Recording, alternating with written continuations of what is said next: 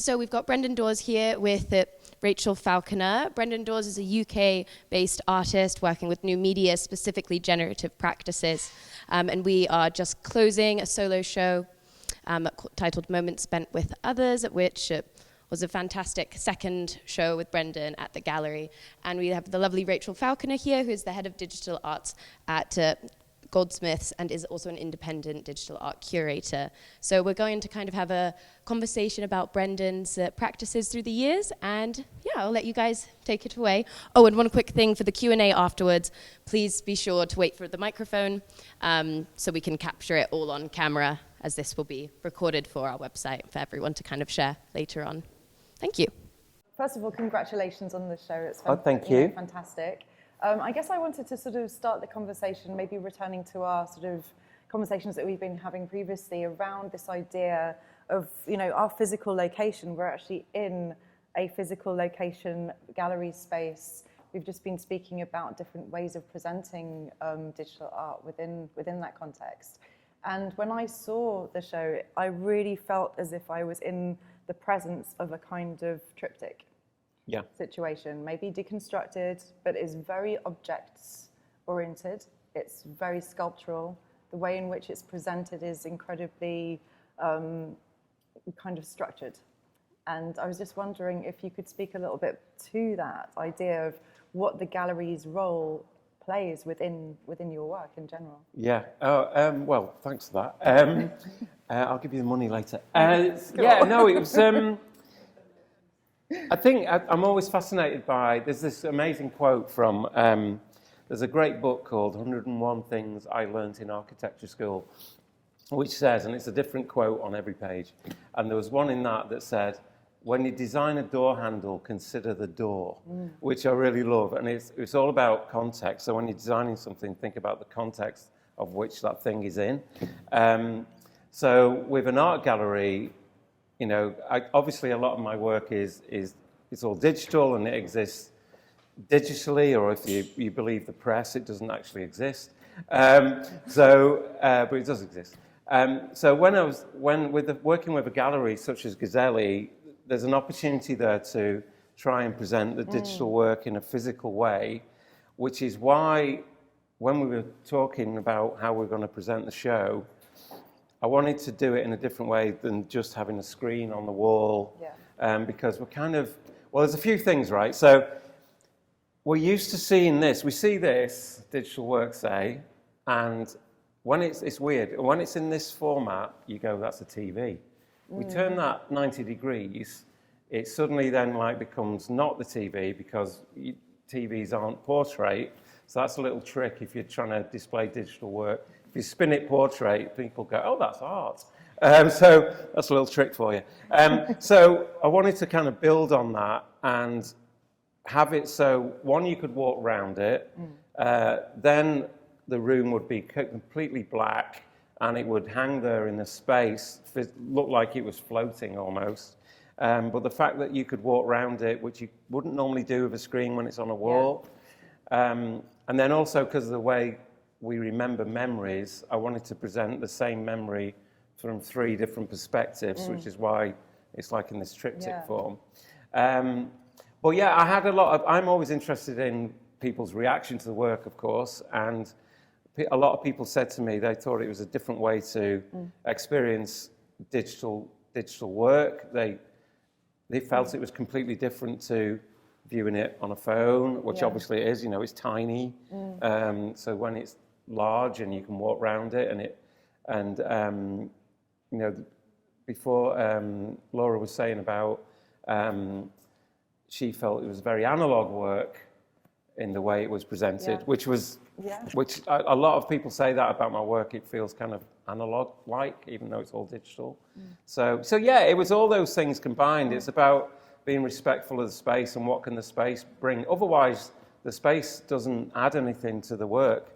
You're just presenting digital work that's not on your phone. It's, so yeah, hopefully I tried to, or we as the gallery tried to make the most of the space. Yeah.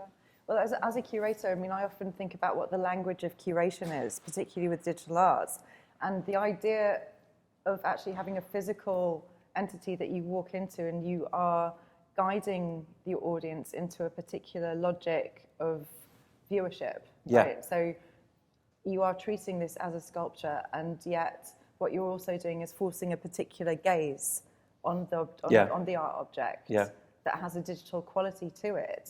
But you're also trying to create a sense of ritual in a way when you're sort of talking about memory and conjuring up this memory and respecting that memory. And it's almost creating the conditions of viewership. Yeah, absolutely. Yeah.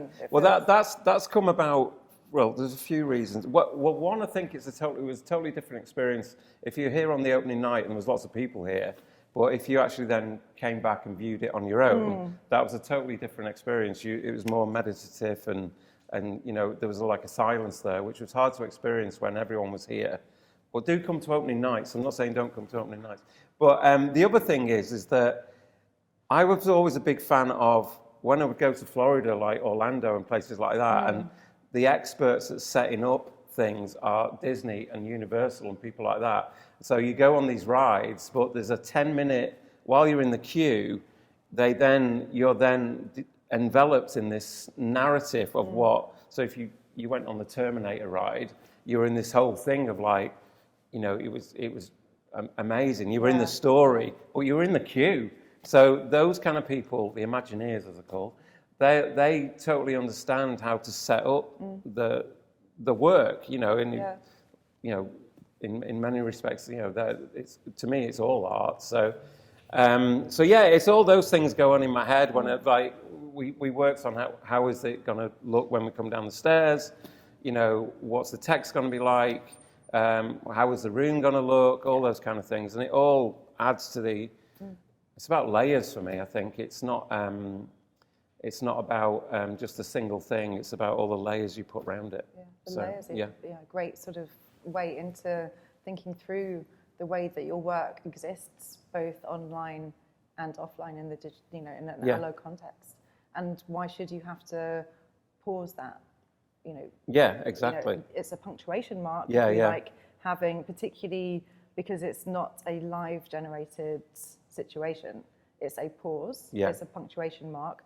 But then it's also a pointer towards how the rest of your work actually lives through the digital space. Yeah. So I think it's a kind of really interesting interplay. Yeah. Well, I'm glad you mentioned punctuation. So I could do a half-hour talk on the semicolon, but I won't bore you to death.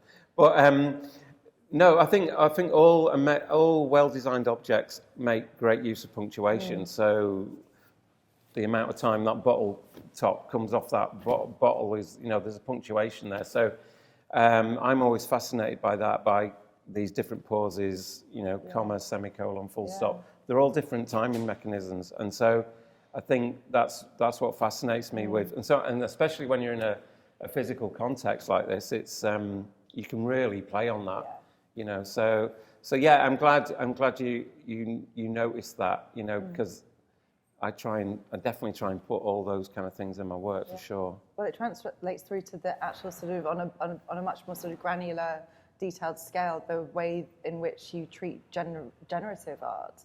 So what is the rhythm? What is the tempo? What is also the control factor within your work? The control I have, or or the control you have with the dialogue with the machine. I think that's kind of interesting. And how do you see that as a kind of rhythm or punctuation, series of punctuation marks that builds up? I think, with generative art, I'm trying to create a system that I create these rules and kind of godlike, not as the God complex at all, but so, you create these rules and you create this system for a thing to play within, and then you want to be surprised by it is my key thing. But the control aspect is very much because I think because I'm influenced quite a lot by film, I'm kind of a frustrated film director. And film is obviously all about timing and all those kind of things and rhythm. So I think those kind of things, even in like static pieces, people say to me often, the static work, you can see the motion through it, which is nice because for me, static works are they're like a moment in time where we've frozen it. So all those things come into play when I was doing a work that is a jazz, working with a jazz musician called Emmett Cohen, who's one of the best jazz pianists in the world. And I was working on a piece for him, and it was too fast the way things moved.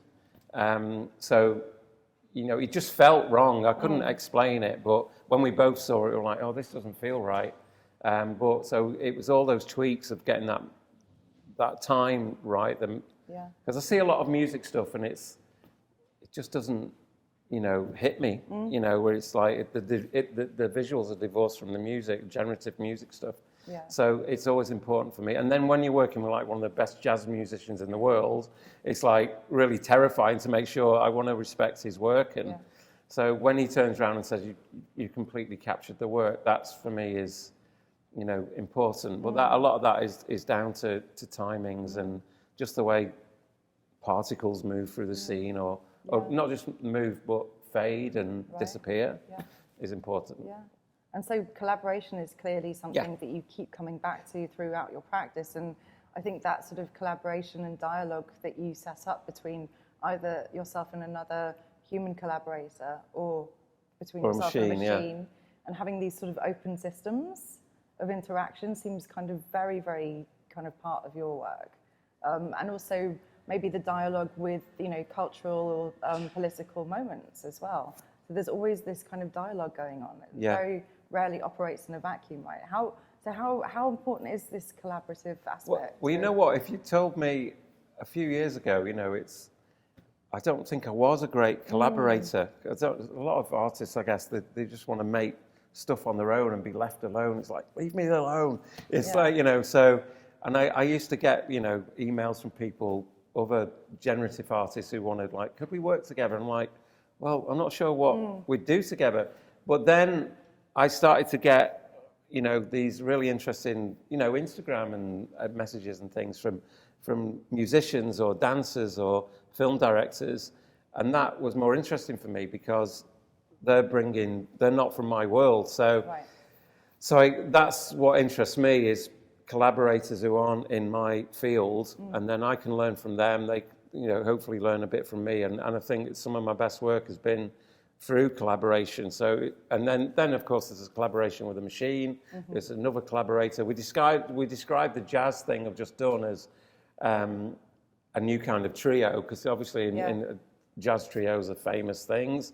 So it was me, Emmett, and the machine was the trio. So the collaboration has been a revelation, really. And some of those I've never met the people. Logan, who I did the Sotheby's work for, the Pandora variations, I've still not met Logan. He's in LA. Charlotte, who was the choreographer and the dancer, I've met her a few times now because she's in London. But it's about getting on with people as well. Is there a synergy? And I'm doing this collaboration with Gary Huswit, who did the Helvetica documentary and Objectified and all those design documentaries. And I met him a few years ago, and we're working with Brian Eno on this generative film project. So all these things, are all just. I think it's about getting on with people as well. It's like not being an idiot and just working with people that I love to work with. There's a synergy there, but I also want them to push me to. I think I've made better work because of it, for sure. Yeah. I mean, I think that's really very typical of a lot of digital or artists that work within the digital area, is that we do import and collaborate a lot more willingly, perhaps, because we are already in a hybrid situation working with coding, with languages of digital and network behaviors. And also, we're thinking about the audience all the time as well in a very specific way, almost in a collaborative aspect. I think that kind of is almost a natural kind of state of being for a digital practitioner. You know what? I've never really thought about it like that, but you're totally right. Yeah, it's there obviously was this collaboration going on all the time, but I never thought of it like that. But yeah, I think you're right. Maybe it is a mindset that's just built in, but I think it's also about combinations as well. I'm interested in combinations. I used to, before I got into all this, I had a record contract for a while during the rave scene in Manchester and Liverpool. Never made any money, and you've never heard of me. Don't worry. But that was very much about combining samples that I found, and I think nowadays that's what I'm still doing, is that my samples are more visual, or but I'm a collector that combines things, ready-mades or whatever. But yeah, and I guess that's part collaboration as well. But I think in my mind, collaboration was always, I think, in the human aspect. But you're right, it's the machine network side as well. Yeah. And then what does that do to the authorship of the and the position of the artist? Yeah. And this is something that's obviously going around a lot at the moment with particularly with the NFT scene, etc. But I think with digital art in general, going back into an art historical context, artists using and collaborating with machine logic and techniques, where does that position the artist? I mean, obviously you have at the moment like very prominent figures working with AI and and collaborating with and producing artwork through that, both in the music and the fine art scene. But for me, it's really interesting to see where that slippage of authorship and ownership over the creative vision lies. Yeah. I mean, it's slippy territory, isn't it? Well, Mario Klingerman, who and he's like doing amazing work with AI at a really deep level. I think he's a genius. I saw him yesterday, and he did a talk yesterday at Proof of People, and he raised exactly those points. He ended his talk with, who is the author of the work? Is it him? Is it the machine? Or is it a combination of the two? Because he's now, if we take the latest AI developments with things like DALL-E and DALL-E 2 and Midjourney, where you type text and it creates these images, it's the craft for him is then finding the right text to put in. So he doesn't share those prompts, which he said can be controversial, because people say, well, what was the prompt that made those images? But for him as an artist, he's like, well, that's showing you my technique almost. I've really worked hard to, it depends what, it's not work hard. Well, it's an interesting thing. It's not work hard like in a J.W. Turner kind of way. Right. But, he's typing text and that makes the images. But I think it's just different. It's different. Yeah. So, but he's still got ownership of what that text was. So that's why he doesn't want to share it. Yeah. But then it begs the question, who made that work then? So I think it's a combination of the two. It's just, it's a tool.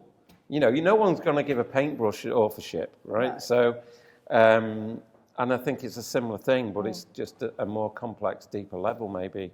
Yeah, I would agree, and perhaps not even formalised yet, because it's such a new conversation to be having. For sure. Maybe returning a little bit to the work, where we are now.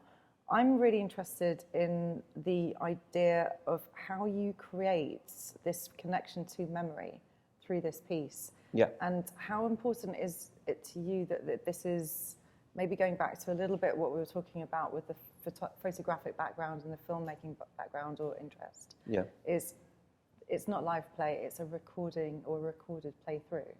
And what is your relationship with creating memory, particularly through using the digital tools that we've just been kind of talking about authorship with? It's a complex to navigate. But Well, the way it looks is born out of, I read this research paper about, we have about 6,000 thoughts, according to this one paper, a day. And the way they described them was these thought worms. So they're all kind of chained together, each thought, 6,000 of them. So I thought that was interesting, as a kind of an aesthetic to show memory, but I didn't want it to be like, so there's one of the memories is my friend from New York, and who's sadly no longer with us, but when I was working with him in New York, and we would sit on the edge of the building where he had his office, and we would eat pizza on the edge of this building and in Soho, and it was an amazing time for me. It was kind of a pivotal part of my career back then. And so it's a very special thing, and because he's no longer here as well, made it even more special. But I didn't want, I could have just like, let's have pictures of him and all this kind of stuff. And I didn't really want that out because it was too, I wanted to abstract it more so people could bring themselves into the work, and they could maybe, they could see something else in the work. But it was too personal if it was just going to have pictures of him. But also one great point, so that work is all made from photographs I took in New York at the time. The sound is from a 15th floor window in Soho, and so there's all these things going on. The more complex the structure, the nearer the memory is to today. So because as memories, obviously it gets blurred, and as we're further back, the colours recede, the further back it is. So there's all these things going on with it. Which is my interpretation of how we remember things. And also, the reason it's from 3 different perspectives is because we remember things in different ways. How you remember something is different to how I remember the same event. So there's all these things going on. But what was nice, actually, someone who came to the event, he was a friend of mine, he DM'd me a few days later. He said, I was still thinking about the work. And he had a friend who is no longer here, and he still can't look at pictures of this person, all right? It's still too triggering for him. But he said maybe this kind of thing is a way to remember people without that kind of triggering, like it's too representative. Right. So you abstract it out so it's a bit more gentle, but you're still reminded of that person without it. Because I know when, and I think photographs are so powerful of a person. I remember when my dad died, and it was when I saw, he was a photographer, and I saw his press pass on the side, I think later that day, and that's when I burst into tears, because it was like this picture of this person, you're going, I'm never going to see that person again, and it would like hit you in the face. And so I think what he was saying was a similar thing. So, but obviously, when I made the work, I wasn't really thinking of that kind of, could it be used for that? But I love that people bring their own stuff into it and think, oh, this is a different way to maybe remember people, for instance. And I'm always keen to do that. So it's quite loose, the work. It has these spaces in it, so people can see things into it that I didn't know were there. So I think that's really important. No, it's not finite. There's a flexibility there. So for me and I've done a lot with memories and time and. So it's kind of like maybe an obsession of mine. I don't know. In a world that seems, in a TikTok generation, which I actually have a lot of respect for, but the whole idea of memory is maybe not as important because we're just scrolling through, a million things. I don't know, but it's very direct as well. Isn't it? If you're talking about pictorial representation, that's as immediate as you can get. I mean, maybe it is about the use or your dialogue with the system, with the technology that allows for that translation or that abstraction or that space making that you try and sort of cultivate that kind of mode of interaction, if you like, I think with so, this piece. And maybe it is in the use of the digital that you create this aura of translation that you're seeking. Maybe that's your tool. Maybe that's why you use it. Yeah, maybe. I don't know if I've looked into myself too much to understand it. I think I'm not interested in real life.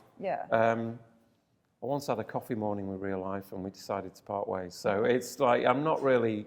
I'm interested in abstraction, and I'm never really art. For me, that's what art can do. So that's the thing that appeals to me. I'm not interested in representation. So my stuff gets more and more abstract. So. And using the language of coding and the language of the digital, if you like, is something that perhaps allows for that to kind of develop and progress. I think so, you Yeah. know, because you can do real-time work, you can work that reacts to, you know, the situation now, for instance, or whatever it is. So that really fascinates me as well, that work constantly changes, is never the same. I've just done a piece of work that will it generates images every 30 seconds. That piece will run for 1,000 years, as long as there is electricity in the world. I don't know if there will be in 1,000 years, who knows? But if you plug it in, it will still work. If there is 3-pin plugs in 1,000 years, I don't know. But if you can provide power to this thing, it will continue to make images. So that's interesting for me, you know, that whole idea of this perpetual machine that just keeps creating work.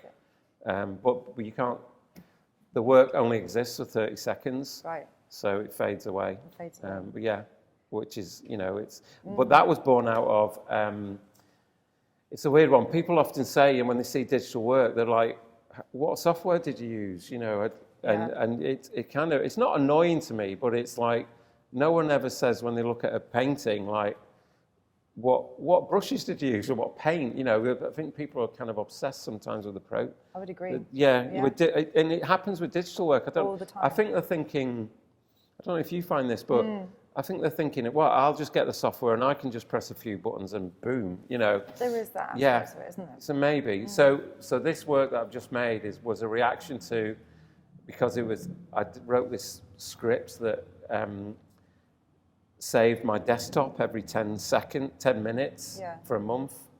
And so this work uses those images to create this work. So it's like, there you go, you can see me working. But you can't, because it's so abstracted. It's like, but it's kind of like my take on, it's like a voyeuristic look at me working, but it's all obfuscated, you know. And that's again plugging back into this idea of control and dialogue with the audience, controlling up to a point, the way in which they view, where their gaze is, what the terms of engagement are with the piece. I feel that that's something that recurs a lot during the way that you talk about your work, or the way you position your work, both online and, you know, in the analog world. I think there is it's not pronounced and heavy, but there is a soft control around it that I think is really facilitated through the language and logic of systems, and this collaboration with the machine. Yeah. Because it kind of takes the pressure off total ownership over that control. Right. It's like there's a bit of a gap there. Yeah. You know? It's like, oh well, no, that's the surprise, that's the machine, that's you know, that's the latent space, if you like. Yeah, definitely. I think I've never really thought about it too much, because I just like to make the work. But it's you know, when you say that back to me, I realise that is the case. And also, I've had collectors say, choose like 5 pieces of work that represent you. And when I do that exercise, I realise, oh, there's a thread here. There's like there is a common theme. Yeah. This is a good thing. So but I think it's all subconscious, a lot of it. Yeah. Well, I mean, hopefully it is. I mean, that's the way you keep going, isn't it? Yeah. I think so. Yeah. And what are you working on at the moment? Do you have a show coming up in a few months? Or no, I've just had a thing at Christie's in New York, which was part of a group show. The main thing is I'm doing this Brian Eno project. Yes. Which was, so I met Gary in New York the other week, and he gave me the hard drive with he's got 400 hours of Brian Eno's archive. So he spent a week with Brian Eno earlier in the year, and they've been archiving all this footage, because some of it is on like weird tape formats and all this kind of stuff. So he gave me, it was like a scene from a spy film. He passed me this brown envelope with his hard drive in when we met the other week. And so I've now got this hard drive of Brian Eno's work. Yeah. So we've been developing this generative film engine for 2 years now. So now it's like, it's kind of scary and exciting at the same time, because it's been announced, and so a lot of people are watching what we're going to be doing. Right. It comes out next year.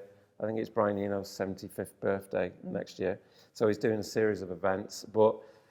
So it's this kind of thing where we'll be able to, it might be in a gallery and it might just run forever. It might run for a week. It will never be the same twice. There might be a Netflix version. There might be an Apple TV version. We're probably going to tour it. We're definitely going to tour it. I think we were having a midlife crisis moment the other week where we were like, we could like be on stage with Brian and we would twiddle things and it would change and we're like, this sounds amazing. And, but whether Brian Eno will want to come on stage with me and Gary, I doubt it. But so we were like, yeah, this sounds cool, doesn't it? But it's also terrifying, it's because a lot of people, it's not going to be like any other documentary you've ever seen. And so there's a lot of people who hate it. Yeah. But that's the point of doing it, I think, because Eno didn't want to do a normal documentary. He's not interested. But a documentary that could potentially be different all the time, every time you watch it, is interesting to him because of his generative background and all his ambient stuff and everything. So yeah, that's really going to be one of my core focuses. But then also more real-time work. Yes. So making like discrete. I'm interested in creating these discrete machines that are self-contained, because I'm sure the archive of digital work that then doesn't play. Right. It doesn't work in 5 years, 10 years is an issue. It's a huge issue for lots of curators and museums. And so I'm thinking, okay, can I make machines that are just completely self-contained? Because they also, if you've then got a network attached, that's also an issue because the thing that it connects to no longer exists in 10 years. Yeah. So these things disappear. I've made iPhone apps that, no longer work because of that. So yeah, it's, those are the couple of things that I'm exploring right now. So I'm excited to drill down, and then some things happening in China, which is an important market. So yeah, there's all kinds of things, but I just want to keep staying, curious and just reinventing myself all the time, I guess. I think that's a really interesting quality around your approach to your work and how you start to sort of build up this almost aesthetic relationship with data, but then thinking through, okay, but how does that then reflect back onto my own interpretation of the aesthetic that I'm producing? Yeah. It's a very cyclical, kind of recursive situation because you're working with data that produces a particular aesthetic output, and then how does that then start to speak to your work as a body of work? Yeah. Is there a kind of aesthetic or stylistic line through, as well as a conceptual line through, and is that important? Well, I worry about that because I worry. I've done quite a lot of eclectic work, and then I think, should I be making work that all stylistically looks the same? And but obviously, that boat sailed, so it's but then, you look at like whether it's Picasso or whatever, and they've been doing work for years that's always different, and from everything. So, but then if you think about Picasso, you probably think about a certain look, right? But he did a lot of different stuff, obviously. Thousands and thousands of things. So yeah, I'm more interested. I think we probably obsess too much about the aesthetics of style, and I think my thing is more, it's like when you said about the analog stuff, I think that's across all the work I've done, or the people say to me it's got like this human element to it. I can't tell you how I do that, it's not like I press Shift F12 and it's like, it's just in there. It's there. Yeah, and it's just, I don't know any other way to do it. So I think that's the common thread through it. But I think it's great. You see these collectors on like, particularly NFT collectors who are they've been collecting a week and they're suddenly experts. And then they're telling artists how they should be making work. This is it. And they're like, you should have a style and blah, blah, blah. And I'm like, this is horrible. This is, surely it's all about the freedom to make make the work, Yeah. however you want to do it. That's the beauty of it. So Agreed. I don't want to be. I don't know about what you think an artist should have as a particular style. I mean, the reason I asked the Yeah. question was that I think that digital artists are sometimes have more pressure Yeah. to produce a consistent, uniform, universal aesthetic. A, for their legibility, if they are solely based online, and then also for the collector base, because then you're speaking to a different community of collectors when you're talking about the digital art world.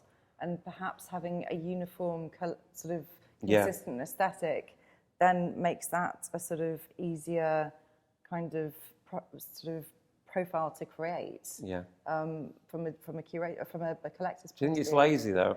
I think From so. their point I of think view, it- it's I like think- I it's think it is. simplistic. I think it's reductionist and simplistic, and it's reducing digital art into something that is less than what it is. Yeah. And I think digital art has, been trying to establish itself for the last, 20 years, 15, 20 Yeah. years, like solidly.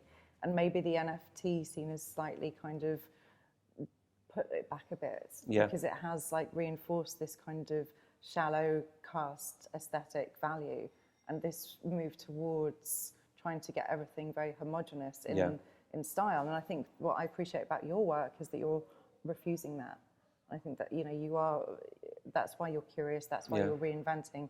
You're not sort of sticking to a particular aesthetic because it works, right? Yeah, yeah. And it's also when you are collaborating with a machine, with a system, with the logics of computation, then the style thing actually becomes secondary. Yeah, well, this is You know it. what I mean? Yeah. Yeah. The style thing for me is, the bits and the bytes of the core at the low level, the core code. That's the consistent thing. Yeah. So why stick to a aesthetically simple, stylistic approach that everyone knows? I think it is too simple and it's too lazy, and so I don't pander to that. I don't really worry about it. Yeah. Well, maybe I do sometimes lose sleep on it. And it's like, Yeah. but then it's going okay. So I'm not too worried really. No. And it's what will sustain you. It's what keeps you doing what you're doing. Well, that's it. Yeah, because Yeah. I took a change in direction in 2019 because I was doing stuff for clients back then, and I'd had this terrible experience with a client. Well, normally it's really fabulous, but we just didn't gel, and I did this work and I hated it, and they thought it was okay, and they used it and they paid me, but it made me go back and go, what am I doing? Is this it? So I kind of reinvented myself and learnt new things, and that sent me off in a different direction aesthetically, and now I'm sort of revisiting some of that older stuff I've done, or combining the two. Yeah. But it took a kind of depression, where I just thought, God, what am I doing? It took a bad client experience to jolt me to go, I need to reinvent myself here, and because you can get complacent about work and you end up doing things you know how to do, and I'm more interested, I think, in things I don't know how to do. Yeah.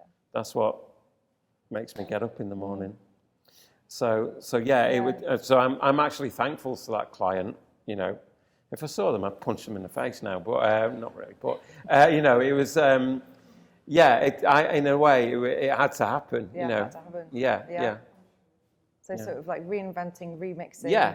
I mean, this sort of reappropriation and remix is obviously a very common thread throughout the whole of digital art practice and remixing, but it's also that agency of authorship in the remix and reappropriation of things. Yeah, definitely. And you taking ownership over that. Yeah.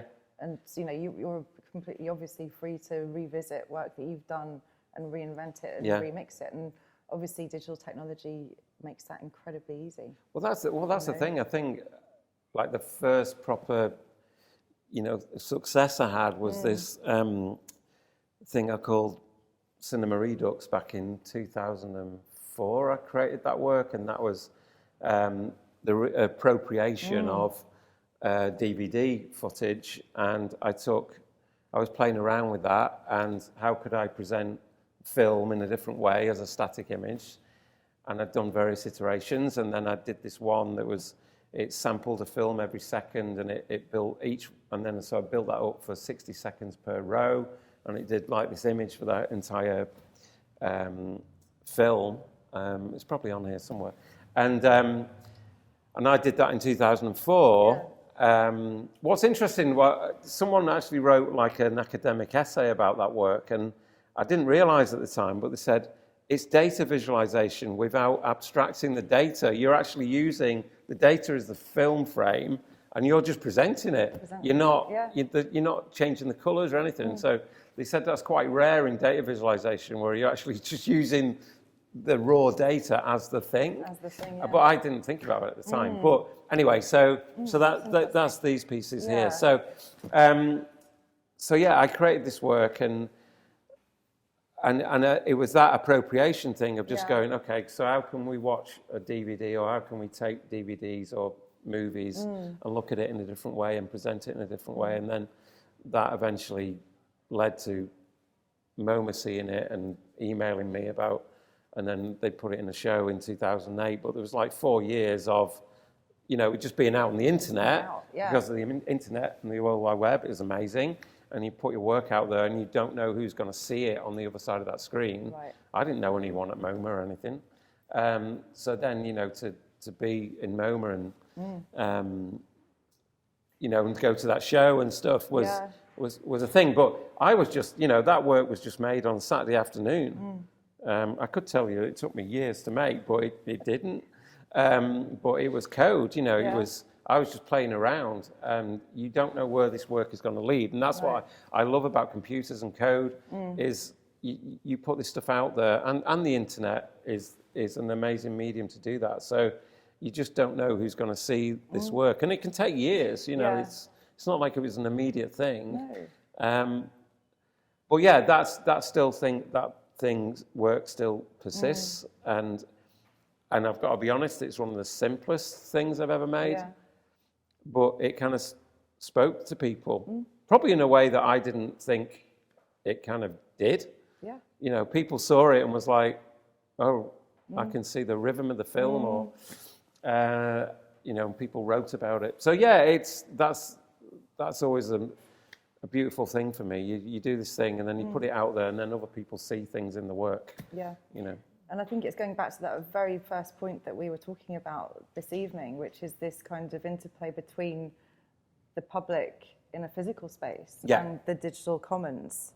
You know, the kind of unknown, non-hierarchical situation of seeding your work onto the digital commons and letting it sort of virally, you know, kind of migrate and kind of be received by certain communities, and then for the MoMA to take it into a physical location, which has a certain aura and kudos and, you know, kind of gravitas around it, but then knowing that people have seen that 4 years ago, sitting in their bedroom, that's kind of pretty radical in the sense that it's breaking down that kind of like social structure of, you know, the kind of white cube spaces being the, you know, the cathedral of art. And Absolutely, it's like, you know, it took 4 years for them to find it, whereas somebody was enjoying it in their own space, like immediately. I mean, how good is that? It's a bit mad. And also the context of it, they reproduced it 30 feet high. You know, originally it was going to be like a A2 print or whatever. So people are now looking at these frames that were originally tiny. You know, you can see there. Now they were like this big. Each one was like huge. So that was a totally different experience again.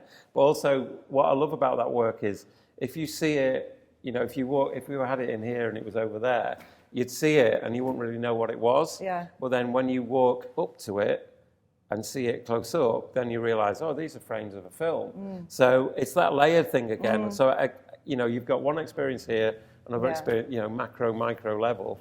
So I love that. Across different temporal planes as well. That it's still existing, but it's still, but then again, punctuation again. So like, you know, solid state, walls of, the revered art world, but then it's kind of like migrating across, even now, maybe more so now that you have a certain standing, etc. So it's always in motion. And I think that's the thing about digital art and the way that it's has the potential to be distributed across different communities and different time zones. It's like that's the real sort of dynamic quality that it has. But then as a curator and as an artist and, having this dialogue with museums and institutions, that's still the focal point of certain audience interaction that you rely on. Or you move towards. Yeah, definitely, And you're very specific with the way in which you want to curate and show your work within the institution, whereas you seem to be a little less, concerned about the way in which your work is received when it's positioned online.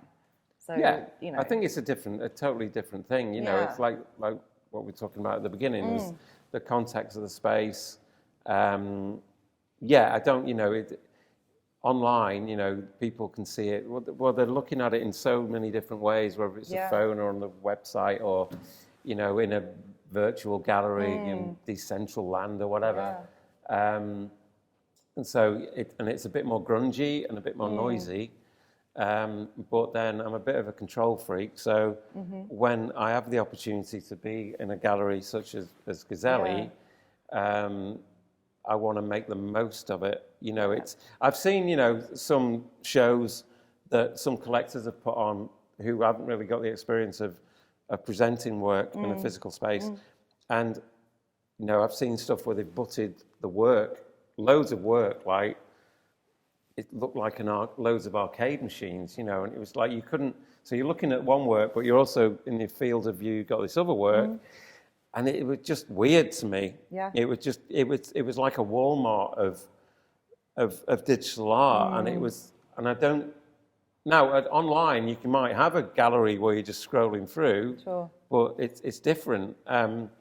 When you're in a physical space, you need that space round it to take in the work, and which is why galleries are the way they are. And not that things aren't changing. We're seeing much more experiential work. These giant screens, and you go in like the Monet thing that went round everywhere, and it was all around you. These are amazing ways to present work, and they're really interesting.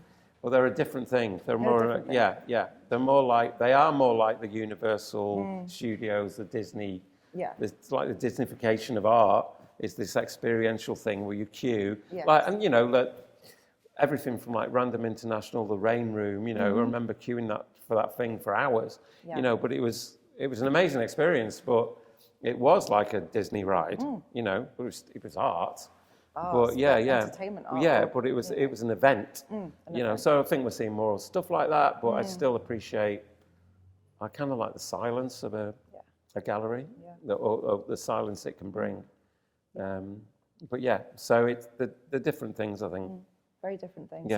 And finally having, the white cube space, gallery space, a commercial gallery space as well, kind of like embracing, the digital arts world as well, and treating it within the same kind of hierarchy as fine art. I think that is the conversation that's been happening for a number of years now, and is actually taking shape.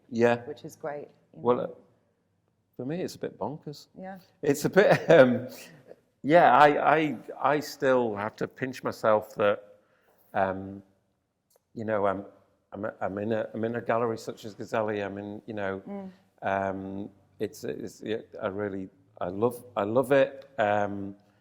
But I've got no formal training in. I didn't go to St. Martin's or wherever, or didn't come up through like a traditional, fine art structure. And I think that's the kind of promise of digital art, that people are obviously taking it more seriously because of NFTs. So that's been my, even though, I did stuff at MoMA and things like that years ago, it's, this has now opened a door for me, to be a gallery such as this. So, I'm loving it. I have to, it's kind of a dream come true for me, at 55. So yeah, it's but you got to still dreaming. So yeah, no, it's fun, but I don't get complacent about it. I don't, I'm always trying to push for new things, and so I don't think, oh, I've made it. I just want to move on to the next thing, because I get bored very easily. So I just want to, okay, what's next? What can we do next? So yeah, I'm very appreciative of where I'm at the minute. Yeah, for sure.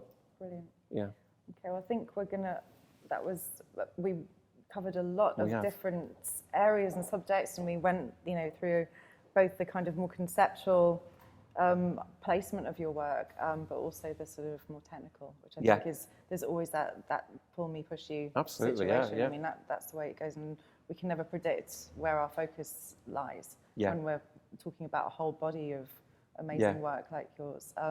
So I think we're going to open it up for questions now to conclude. How important do you think are kind of visually appeasing artworks in the NFT space? Because obviously, I mean, coming from the traditional art world, you sometimes have things that are rough around the edges. And I feel like with NFTs, even though you have some artworks that are intentionally like that, a lot of it is quite perfected. So basically my question is whether that's something as an artist you think about, or whether it's just kind of where you're naturally driven. Yeah, the perfection thing. I think you look at. I think everyone who makes work like that, you look at the work and you never think it's finished or good enough. So I think perfection is like this cruel joke, because I don't think you can ever get there. It's like this goal, this emotional goal that you want to get to, but I think you look at the work and go, oh God, I wish I'd done that, or spent more time on it, or just perfected that bit. So at some point you have to let it go, because time is moving on, or you run out of money to make the work, or whatever it is. So yeah, I'm always, I don't worry about it too much. I think, so there's I'll give you an example.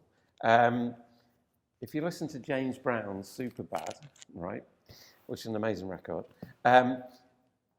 you can hear this squeak in the whole record, and you realize that it's the hi-hat pedal, and it's squeaky, right? And no one's bothered to oil it, or, and it's on there. It's like this amazing classic record, but it's actually adds to the work. It's not worse because of it. I would say it's actually better because of it. So I kind of like that rawness, that kind of, that thing that is like, oh, there's that thing that it's like you couldn't design into it. I really love that. So it's that squeaky hi-hat pedal that I'm always trying to get into my work. It's like, I want to leave that stuff in there. With digital, it's like often accused of being very clean looking. It depends what it is. There's a lot of messy work out there, of course. But I think what I'm trying to do, maybe that's the whole humanness of it, is have that kind of, thing that is like slightly, not off, but slightly not digital in a way. So I don't know, Rachel, if you would agree that. I would completely agree. Yeah. And I think it is that kind of shorthand around digital art work is finished, it's complete, because of the nature of the technology that's used. So coding is binary. It's on or off, right? So the end product always has this veneer of finality or solid state completedness. You can't see, the unfinished brushstrokes that it's there. But there is an element in your work where there's something off and missing, and yet it presents as a very slick and considered aesthetic. And that's where the kind of, the challenge is to the viewer. It's like, why is this feeling a bit, where is the humanity in that? So it's not about the visual or aesthetic presentation, as we were saying before. It's much more about that space that you leave for interpretation, that translation, that abstract. That's the disconnect. Not the kind of janky kind of DIY digital art aesthetic that people within that space rely on to produce this unfinished, you know, kind of human element. It's much more about that latent space that you create for interpretation. Yeah. But yeah, I mean, I think that digital art is often accused of being too sleek and, yeah, particularly with the NFT space, I think. Yeah. Yeah. Good question. Anyone else? Yeah. So I have a question regarding the inspiration for your work. Is it usually comes from the external world? You get inspired by, I don't know, art, whatever it might be, or is it more expression of your interior, of your own emotions, or both? And how it changes, obviously, throughout your life experience? Well, I think we're all products of our environment and external, you know, stimulation. I think great art movements or various aesthetics have come from external things, whether it's, there's a great, I'll use another popular culture reference. So there's a great skateboarding documentary, Dogtown and Z-Boys, which was all about the 70s skateboard thing in California. That came about because there was a drought one year in California, so they drained all the swimming pools. So then these guys thought, and girls, they thought, well, we can use that to skateboard in. And so the skateboarding as we know it was invented because of a drought one year in California, which is amazing, really, right? So they reacted to this external stimulus. So I think there's always that side of things. But for me, some of it, a lot of it's external, really, or reactions to news or events or data. So I've done work with, so this work is, this is when Kennedy was shot in 1964. And that's there's like the famous Zapruder footage of when he was assassinated. It's a bit gory, this one, sorry. But there's the frame 313 of that footage is like the frame where he was shot in the head, basically. And so that work is, this is another one. This is when the SAS stormed the embassy in London. So for me, those works were about, people say when they, you know, of a certain age, they remember where they were when Kennedy was shot, or they remember when Elvis died, or whatever. So for me, those works were about, well, how does that exist in time? So there's this moment, and then it continues to proliferate through the rest of history, because it's like this scar on history that either is a scar on you, or places you in a certain time or position or space. So those kind of things I find inspirational, you know, or basically meat for me to use as in my work.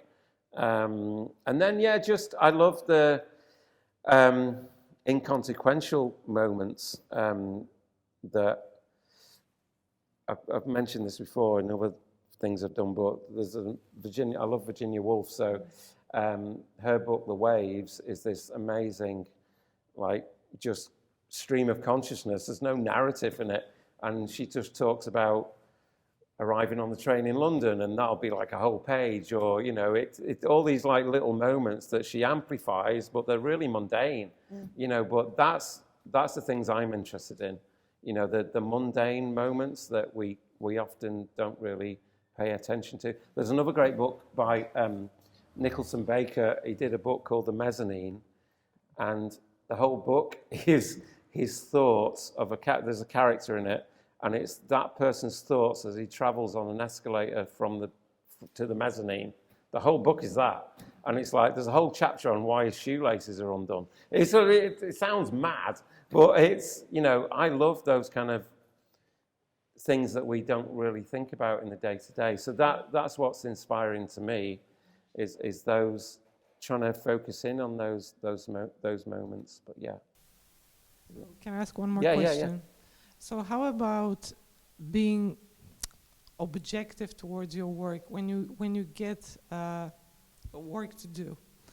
is it, or it has to be collaboration with someone who's asking you to create an art for them, obviously, but I'm just curious, how does it look from your point of view as an artist when you have to, you know, bend a little bit each way to be more kind of subjective? Well, these days I'm just making the work for myself. The collaborations, are a joint thing where we're working towards one common goal.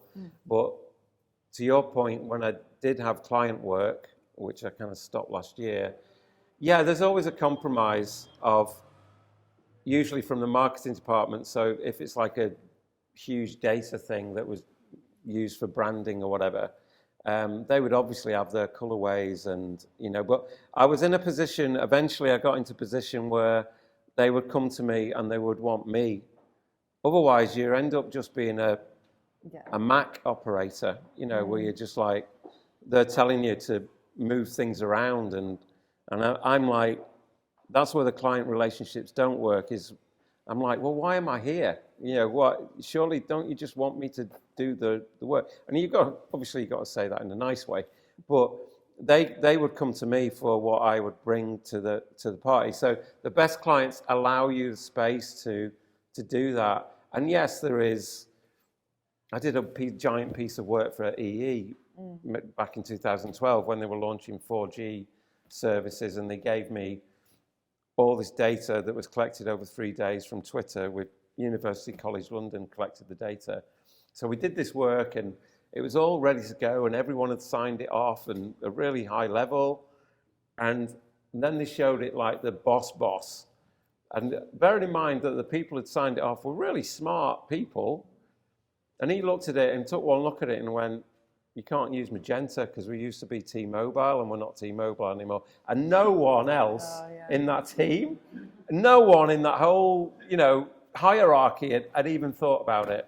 I guess this is why that guy was the boss, right? But so I had to then, because it was coded, I could go, no problem. That's going to cost you X thousands of pounds. It took me, 2 seconds to change. But so I could just change it. But no one had thought about that aspect of it. It was mad, So those kind of things. So I could like go, oh well, Magenta, it has to be in there because it's blah blah blah, and it's like, but you have to, when you're working with a client like that, there has to be compromise. But it was still, I'm really still proud of that work, and we toured it all over the UK, and it actually was this one. So so that's like 6 million things. It's 3 days worth of data on that thing. But but now I don't have to do that because I'm not working for clients. That's still, if there's an interesting project, then I might still do it, but I don't have to do that anymore. So I'm just fighting with myself now. I'm my own client where I'm having arguments with, I'm having the Magenta argument now. So, but yeah. Thank you so much. Pleasure. Thank you. I think we can do one more question before we can have some drinks, and then you guys can ask Brendan questions one-on-one, hang out for a bit. Yep. Thank you. You mentioned, firstly, amazing, thank you. Thank you. You mentioned that you're a bit of a control freak, and I just was really interested to find out more about, in your process, how much freedom you feel there is in what happens, and whether there's moments where you have to take a step back, or is it does it flow like any... The freedom in creating when the work's being created? Kind of at any stage. I was wondering how being a control freak could come into sort of the relationship with the machine and the whole process. Any thoughts you have to share? Yeah, I think, well, I want to be surprised by the work for sure, but it's within a set of rules. Because otherwise, I think it's just randomness. Well, randomness can be cool, but I think it's as long as I'm surprised in a good way. So I guess I'm kind of a curator of the system. Is probably a good way to explain it, maybe. That's a great way. I'm creating like all these rules, and then the work generates hopefully something aesthetically nice. And because sometimes, it makes work and it's like, oh, well, that's horrible. And sometimes I see other work by sometimes people where they go, and I think aesthetically it's not very nice, but they still put it out there because that's what the data made. And I can't really do that because ultimately I'm obsessed with kind of beauty. So I'm trying to create beautiful things. So therefore, it's not just about pumping the data in and going, well, it made that, so it's ugly, sorry, your data set's rubbish. You know, it's like, I can't, I won't manipulate the data. When I did work for clients, there was occasionally a client would like, can we just change this data so it does, you know, and I was like, well, no, because you lose the integrity then. So, if there's a way to aesthetically change it, whether it's the form or the colours, it's or whatever it is, that kind of I will do that. You know, so that's where the control thing maybe comes in then. But yeah, I think it's about embracing, you know, the chaos of it from a generative system, which I really really like. It's like also, you know, embracing. I always say.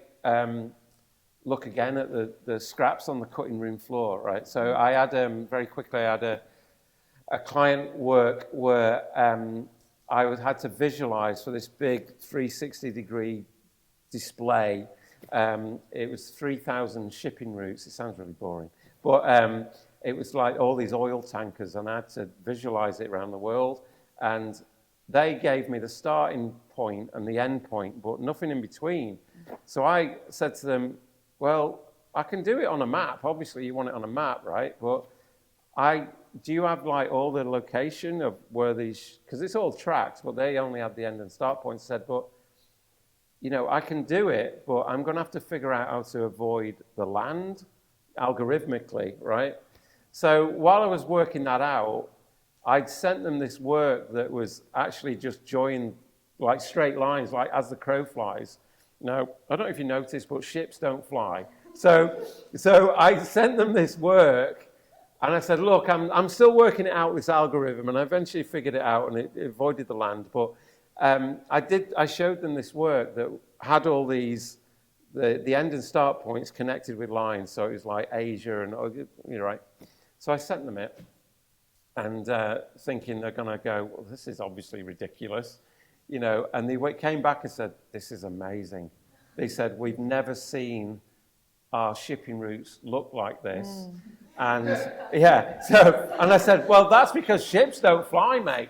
And so what happened was, so it was for this big event that was happening in Mayfair somewhere. It was this big oil shipping thing that was like 3 days where they invite all the people who ship oil, I don't know. And that became the invite for the event. There's this image that I was going to like not even show them. It was a mistake, right? And then obviously the work itself it showed like ships doing shippy things, and that was all fine. But the invite itself was like this mistake that I was probably not going to show them, but because I'm quite transparent in my process, I said, oh, here's this thing I made. And they absolutely loved it. Yeah, so I think embracing these mistakes, embracing the scraps on the cutting room floor, that's sometimes where the interesting stuff is. So maybe, you know, from a control point of view, it was kind of embracing that of going, oh, maybe that does look cool, you know, but it's not factually correct, you know, but who cares, you know, so yeah. Is that kind of answer? Thank you so much. Yes, brilliant. Amazing. Thank you both so much. Pleasure. That was Thank you. fantastic. Everyone, please help yourself to some drinks, and both Rachel, hopefully, and Brendan will be around here for the next half hour or so. Yeah. So yeah, thank you Brilliant. so much. Thank you for coming, Thank everyone. you. Thank you. Thank you.